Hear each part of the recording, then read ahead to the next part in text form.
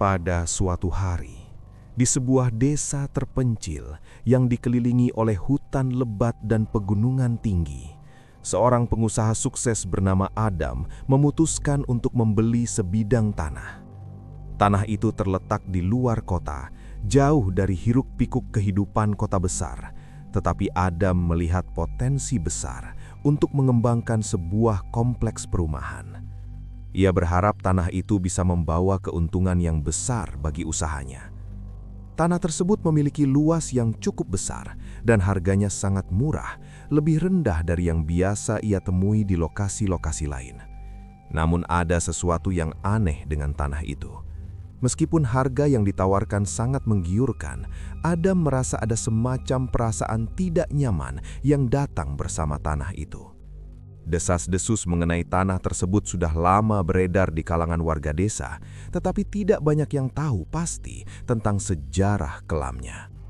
Namun seperti kebanyakan pengusaha sukses lainnya, Adam tidak percaya pada cerita-cerita mistis atau legenda yang beredar di kalangan orang desa. Ia merasa bahwa tanah itu hanyalah sebuah kesempatan bisnis yang bagus. Tanpa ragu, ia membeli tanah tersebut, melepaskan semua keraguan yang ada, dan memulai rencananya untuk membangun perumahan mewah yang akan membawa banyak keuntungan. Setelah membeli tanah tersebut, Adam memutuskan untuk menginap di rumah kecil yang terletak di pinggir tanah yang baru ia beli.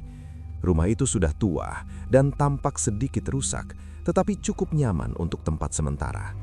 Pada malam pertama, Adam tidur dengan tenang, meskipun ada perasaan aneh yang ia rasakan. Suara angin yang berhembus keras, suara dedaunan yang bergesekan, dan suara binatang hutan yang terdengar semakin kuat, seakan mengganggu tidur malamnya.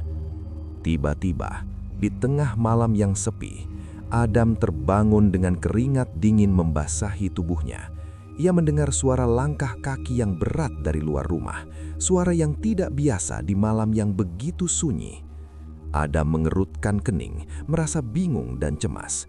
Ia berdiri dari tempat tidur dan berjalan menuju jendela untuk melihat siapa yang ada di luar. Namun saat ia membuka jendela, tak ada siapapun yang tampak di luar sana. Hanya kegelapan yang menyelimuti tanah itu.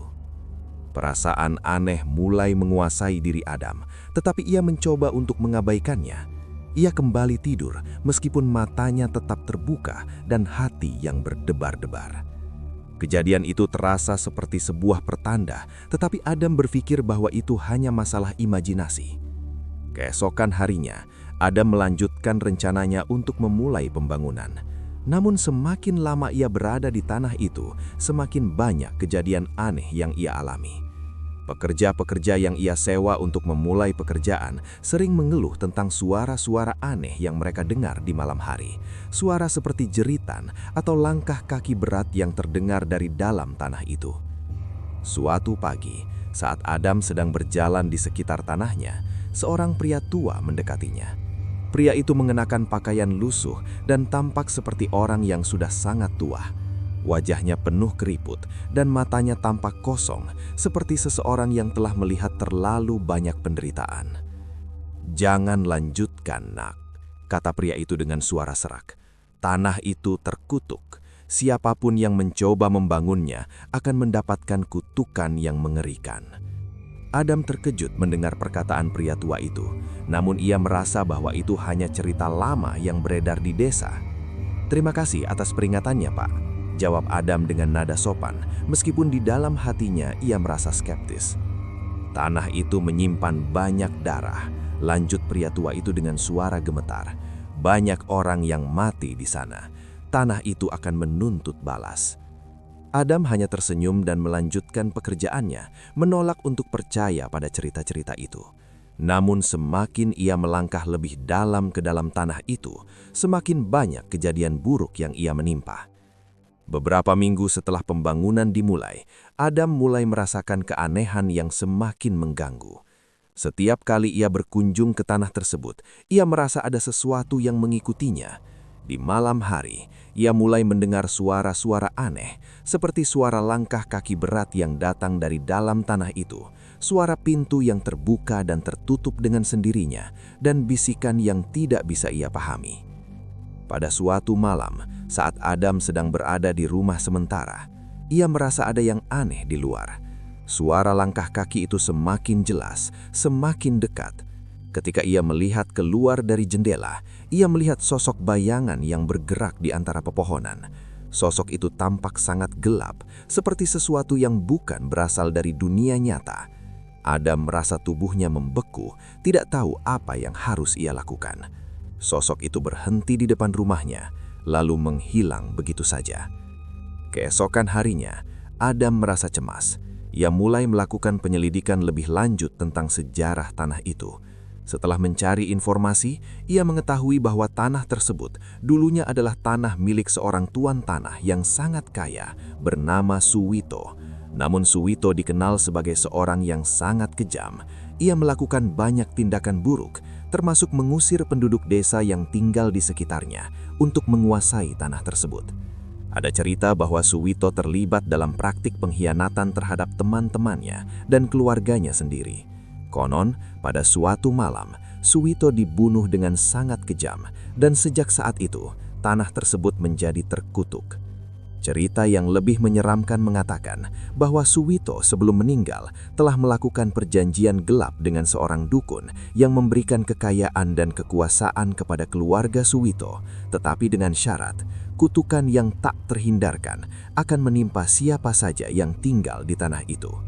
Setiap generasi yang tinggal di tanah tersebut akan merasakan akibat dari kutukan yang tak pernah berhenti. Setelah mengetahui cerita tersebut, Adam mulai merasa bahwa ia telah terperangkap dalam sesuatu yang lebih besar daripada yang ia bayangkan. Tanah itu tidak hanya sekedar tempat bisnis, tetapi juga sebuah tempat yang dipenuhi dengan sejarah kelam dan kekuatan gaib yang sangat kuat. Ia merasa bahwa kutukan yang menimpa tanah itu telah mengikuti langkahnya, dan semakin ia mencoba untuk mengabaikannya, semakin banyak hal buruk yang terjadi. Pada malam hari, saat Adam merasa ketakutan yang semakin besar, ia memutuskan untuk mencari bantuan. Ia pergi ke seorang paranormal yang terkenal di desa untuk mencoba mengungkap kebenaran di balik kutukan tanah itu. Paranormal itu mengungkapkan sebuah kenyataan yang mengejutkan. Tanah itu memang terkutuk, nah. Suwito melakukan banyak dosa, dan kutukan itu masih ada di sana. Setiap kali seseorang mencoba membangun sesuatu di tanah itu akan menuntut darah sebagai pembayarannya. Adam merasa ketakutan yang mendalam. Ia tahu bahwa ia harus segera menghentikan semua ini sebelum semuanya terlambat. Ia memutuskan untuk menggali lebih dalam, mencari tahu bagaimana cara menghentikan kutukan tersebut. Setelah melakukan berbagai penelitian dan berkonsultasi dengan para tetua desa, Adam akhirnya menemukan cara untuk menghentikan kutukan yang menghantui tanah tersebut. Ia harus melakukan ritual tertentu untuk membebaskan tanah itu dari kekuatan gelap yang mengikatnya. Ritual itu membutuhkan pengorbanan besar. Harus ada seseorang yang rela memberikan dirinya sebagai tumbal untuk mengakhiri kutukan yang sudah berlangsung selama bertahun-tahun. Namun Adam merasa tidak ada jalan keluar.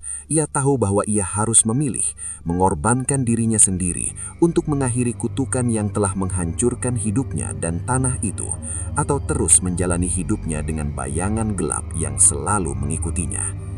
Pada akhirnya, Adam memutuskan untuk mengorbankan dirinya, melepaskan kutukan yang telah menghancurkan hidupnya dan tanah itu. Dengan keberanian yang besar, ia melakukan ritual tersebut, dan tanah itu akhirnya terbebas dari kutukan yang mengerikan.